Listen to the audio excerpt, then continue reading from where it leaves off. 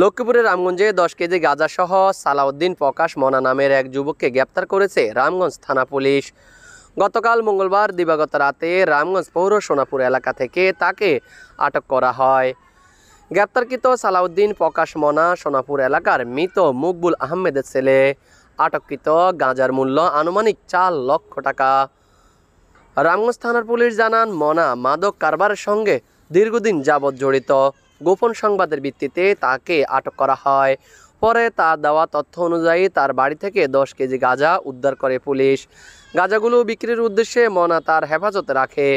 এই ঘটনা রামগঞ্জ থানার উপপরিদর্শক SI হেলাল খান বাদী হয়ে তার বিরুদ্ধে একটি মাদক মামলা দায়ের করেন।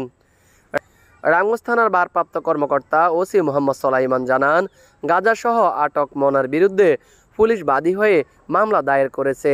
তাকে গ্রেপ্তার দেখিয়ে লক্ষ্মীপুর আদালতে প্রেরণ করা হয়েছে। Mohammad Raju Hossain, RSN TV, Ramganj, Lakshmipur.